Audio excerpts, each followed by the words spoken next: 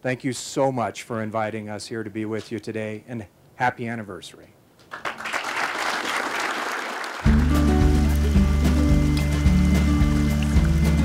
Today is Northern Water's 75th anniversary.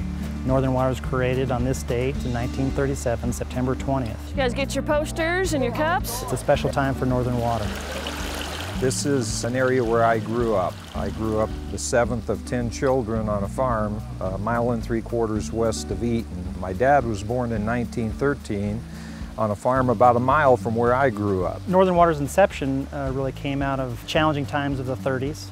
Not only drought in many parts of the United States, the western U.S., but also the Depression. But there was a recognition that northern Colorado would be a richer place with additional water supplies. Today I'm the Engineering and Utilities Director for the town of Frederick. I've been involved in water one way or the other. Growing up on the farm, we used the water. So I gained an early appreciation of what water means to this area. I was on this board for 15 years. It's an amazing history.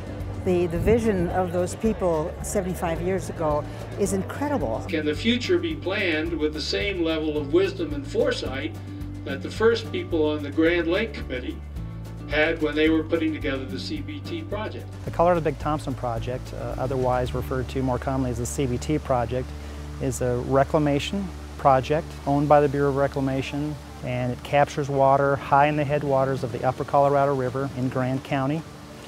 The bulk of the water is stored there temporarily. From there, it's delivered through a 13-mile tunnel called the Adams Tunnel, delivered above Estes Park into the Big Thompson River. In 9 years and 9 months following the creation of the district, water was delivered from the project to the Big Thompson River through the Adams Tunnel. In June of 1947, when that water came through, men hugged, they cried, and they shouted as the water came through the tunnel. Can you imagine? And ultimately that water gets stored on the east slope in Horsetooth Reservoir, Carter Lake, and Boulder Reservoir. And to present day, a good share of that water that's brought through the Adams Tunnel is used by municipal and industrial users throughout northern Colorado. I think it's a real testimony to their management skills that the Northern Water Project still serves this area adequately after so many years. And it's happened in part, but a significant part, from northern Colorado, and what the difference they've made.